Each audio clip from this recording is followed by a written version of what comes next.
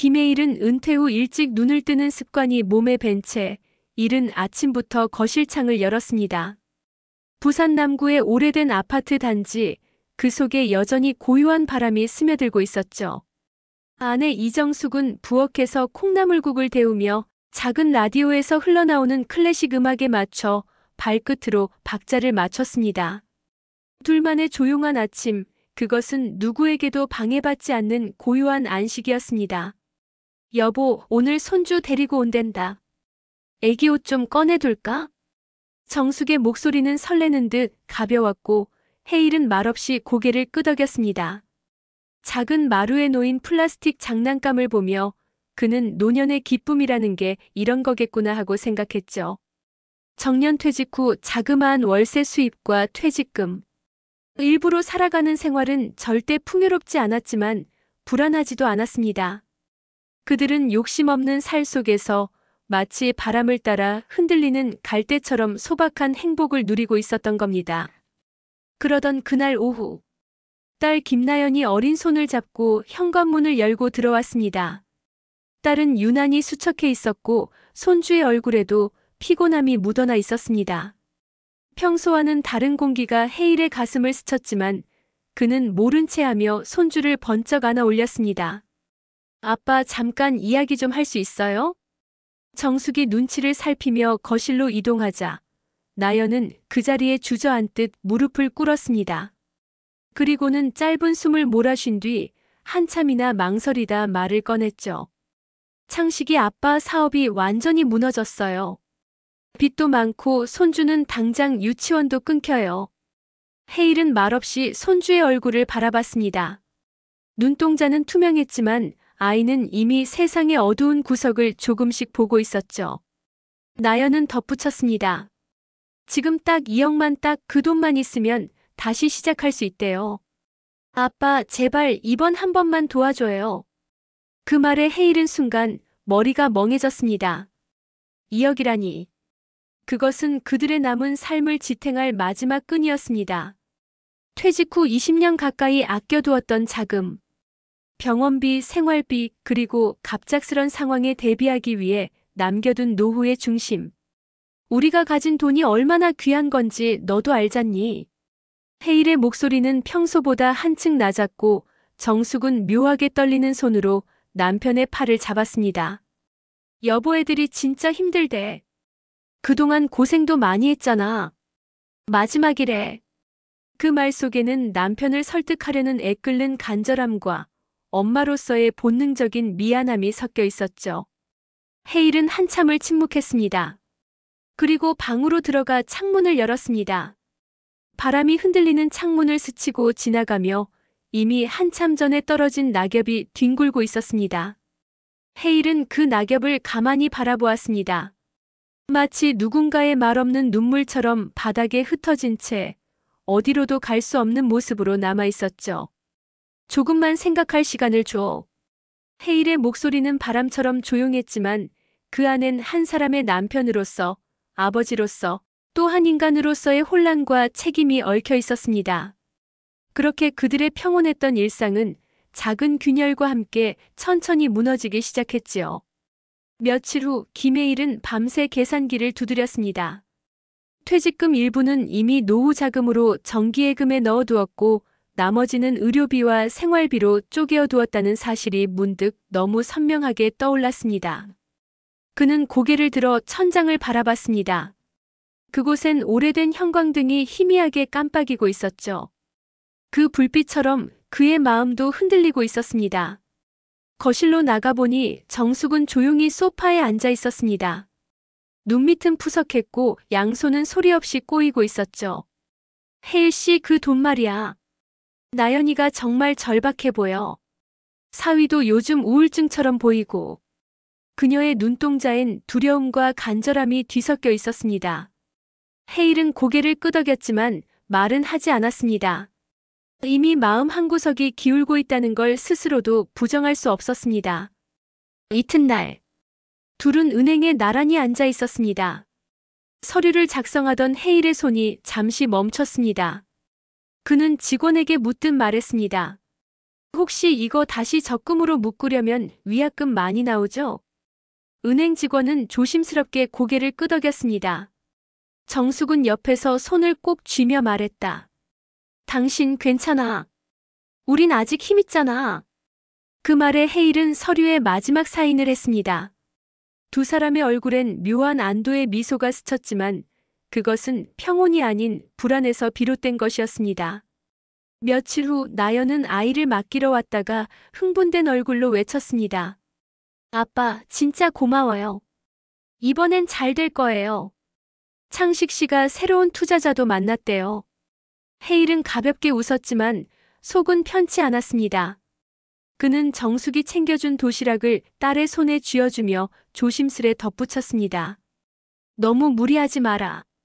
사업은 늘 조심해야 해. 그날 밤, 헤일은 오랜만에 자신이 손수 적은 가계부를 꺼내 들었습니다. 페이지 곳곳에 절약 비상 예비라는 단어가 적혀 있었죠. 그의 손끝이 떨리는 건 추위 때문만은 아니었습니다. 그리고 책상 위에 놓인 봉투 하나. 2억 송금 완료라는 문자 내역이 인쇄되어 있었습니다. 그날 이후 나연은 연락이 잦아졌습니다. 무슨 일인지 자주 안부를 묻고 아이를 맡기러 오는 빈도도 많아졌습니다. 헤일은 그런 딸의 변화를 반가워하려 했지만 마음속 깊은 곳엔 설명할 수 없는 긴장이 스며들고 있었죠. 그러던 어느 날 정숙이 불쑥 입을 열었습니다. 헤일 씨, 나 적금 하나 더 깨도 될까? 나연이네 이번에 가게를 하나 내보려 한다더라. 그 순간 헤일은 손에 들고 있던 신문을 내렸습니다. 그리고 아내의 얼굴을 오래도록 바라보았습니다. 정수가 약속했잖아. 그 돈이 마지막이라고. 그건 우리 병원비고 우리가 살아갈 돈이야. 정숙은 말없이 고개를 떨궜습니다. 하지만 그 침묵 속에 무언가가 무너지고 있다는 것을 헤일은 느꼈습니다. 그 순간 오래전 군 시절 수송작전에서 트럭 바퀴가 천천히 늪지로 빠져들어가던 장면이 떠올랐습니다. 움직일수록 깊어지던 그 진흙처럼 지금의 상황도 그렇게 점점 발을 잡아끌고 있었던 겁니다. 정숙은 잠시 후 다시 말을 이었습니다. 당신도 알잖아. 우리 딸 약한 애야. 조금만 더 도와주자. 헤일은 대답하지 않았습니다. 그는 천천히 자리에서 일어나 방으로 들어갔습니다. 그리고 창밖을 보았습니다. 밤하늘엔 별 하나 없이 먹구름만 가득했고 도시는 조용히 어둠 속으로 가라앉고 있었죠. 헤일은 자신도 모르게 중얼거렸습니다. 정말 괜찮은 걸까 이게. 김헤일은 요즘 들어 아내가 점점 낯설게 느껴졌습니다. 아침마다 차리던 밥상은 여전히 가지런했고 마루도 매일 정리돼 있었지만 정숙의 눈빛은 자주 허공을 헤매곤 했죠. 함께 마주 앉아 식사를 해도 그녀는 젓가락질을 멈춘 채 창밖을 바라보는 시간이 길어졌습니다. 무슨 일 있어? 그가 조심스레 물으면 정숙은 늘 짧게 답했습니다. 아니야. 그냥 요즘 잠을 잘 못 자서 그래. 하지만 헤일은 그 대답이 거짓이라는 걸 알고 있었습니다. 어느 날은 새벽 2시 물을 마시러 나온 그가 거실에서 조용히 울고 있는 아내의 뒷모습을 본 적도 있었으니까요. 말없이 흐느끼는 뒷모습은 너무 작고 슬퍼 보여 그는 아무 말도 건네지 못한 채 조용히 방으로 돌아왔습니다. 그러던 어느 날 식탁 위에 놓인 정숙의 휴대폰에서 문자가 도착했습니다. 출금 3천만 원. 국민은행 모바일 뱅킹. 자동 알림 문자였습니다. 헤일은 얼떨결에 그 화면을 받고 순간 가슴이 철렁 내려앉았습니다. 정수가 통장에 있던 돈 어디다 썼어? 그의 물음에 정숙은 잠시 정적을 흘렸습니다. 그리고는 조용히 입을 열었습니다. 걱정 마. 이번엔 정말 회수할 수 있어. 나연이가 이번엔 확실하대. 헤일은 말이 나오지 않았습니다. 겨우 숨을 고르며 다시 물었죠. 총 얼마야? 나간 돈이. 정숙은 고개를 들지 못하고 중얼거렸습니다. 한 5억쯤. 그 순간 그의 머릿속은 새하얘졌습니다. 5억이라니. 이미 전세금을 빼서 보낸 2억도 감당하기 버거웠는데 추가로 더 나갔다고. 헤일은 거칠게 숨을 들이쉬며 소리를 지를 뻔했지만 겨우 참았습니다. 대신 식탁에 놓인 컵을 천천히 들어올려 조용히 내려놓았습니다. 그런 그의 태도에 정숙은 더욱 움츠러들었고 둘 사이엔 숨조차 무거운 침묵이 흘렀습니다. 그날 밤 헤일은 몰래 안방 장롱 속 금고를 열었습니다. 여분으로 넣어둔 적금 통장, 보험 증서, 보관해둔 예비용 비상금 그 모든 것이 사라져 있었습니다. 바스락거리는 종이조차 없었고 남은 건 텅 빈 서랍뿐이었습니다. 그는 소파에 앉아 머리를 감쌌습니다. 눈앞이 흐려지고 속이 울렁거렸죠. 고요한 밤 시계 초침 소리만이 또박또박 귓가를 때렸습니다. 몇 초 후 그는 결심했습니다. 직접 알아봐야겠다고. 며칠 후 딸 나연의 집 앞까지 간 헤일은 배를 누르지 못한 채 한참을 서 있었습니다. 아파트 복도에서 들려오는 손주의 웃음소리에 가슴이 철렁했기 때문입니다. 문을 두드릴 용기를 내지 못하고 결국 그는 발길을 돌려야 했습니다. 그날 저녁 정숙은 아무 일 없다는 듯 저녁상을 차렸습니다. 멸치볶음, 된장국, 김치 몇 조각. 헤일은 한참을 바라보다 결국 수저를 놓았습니다. 정수가 우리 더는 안 돼. 그 말에 정숙은 밥숟갈을 들고 멍하니 남편을 바라봤습니다. 헤일의 눈은 젖어 있었고 말은 하지 않았지만 그 눈엔 수많은 질문이 담겨 있었죠. 왜 내게 말하지 않았는지, 왜 혼자 결정했는지, 그리고 그 돈이 진짜 어디로 간 건지. 정숙은 끝내 아무 말도 하지 않았습니다. 다만 아주 조용히 고개를 숙이고 미안해요라는 말을 입속에서만 뱉었을 뿐이었습니다. 비오는 아침이었습니다. 창밖엔 연신 회색빛 빗방울이 떨어졌고 김혜일은 우산을 들고 은행으로 향했습니다. 그의 손에는 아내 몰래 챙긴 통장이 들려 있었고 마음은 조용히 요동치고 있었습니다. 창구에 앉아 계좌 거래 내역을 요청한 그는 곧 모니터에 뜬 숫자들을 뚫어지게 바라봤습니다. 출금 3천만 원, 송금 2억, 이체 5천. 그는 믿기지 않는 듯 다시 화면을 훑었습니다. 송금 대상은 대부분 처음 보는 이름이었고 어떤 건 법인 명의로 되어 있었습니다. 그 중에는 JH벤처라는 낯선 회사 이름도 있었습니다. 도대체 이 돈들이 어디로 흘러간 건지 헤일은 도무지 이해할 수 없었습니다. 집으로 돌아온 그는 침묵 속에 장롱 안쪽을 다시 들여다봤습니다. 비상금 봉투, 여권, 보험증권까지 모두 사라져 있었습니다. 가슴이 철렁 내려앉았습니다. 그것은 단순한 돈의 문제가 아니었습니다.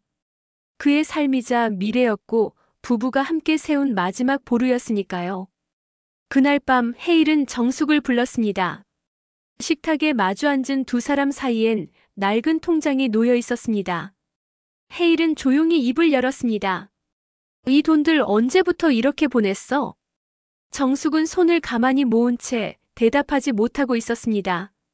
대신 몇 번이나 입술을 달싹였지만 목소리는 나오지 않았습니다. 헤일은 숨을 깊게 들이쉬었습니다. 정말 묻고 싶지도 않아. 근데 이제는 말해야 돼. 우리 얼마 남았어? 정숙은 그제야 눈을 들었습니다. 그리고 떨리는 목소리로 말했습니다. 9만 8천 원이야. 모든 계좌 다 합치면. 그 한마디에 헤일은 그대로 식탁에서 몸을 돌렸습니다. 그는 작은 비명을 지를 뻔했지만 가까스로 삼켰습니다. 눈앞이 흐려졌고 두 다리는 힘이 풀린 듯 휘청였습니다. 그 많은 돈이 다 어디로 간 거야? 그의 목소리는 무너져 내리는 벽처럼 가라앉았습니다. 그 순간 정숙이 울음을 터뜨렸습니다. 이마를 식탁에 박고 흐느끼며 말했다. 나 그냥 잘 되길 바랐어. 진짜 이번엔 잘 될 줄 알았어. 우리 딸인데 우리가 아니면 누가 도와주겠어. 헤일은 아무 말도 하지 않았습니다. 오히려 조용히 방으로 들어가 문을 닫았습니다. 밤새도록 불은 꺼지지 않았고 정숙은 식탁에 엎드린 채 그대로 잠이 들었습니다. 다음 날 아침, 헤일은 이른 시간에 은행 앞에 서 있었습니다. 무언가를 찾아야 했습니다. 자신이 잃어버린 것이 단지 돈인지 아니면 부부의 신뢰인지. 그가 발걸음을 떼는 순간 가을비는 더 굵어지고 있었습니다.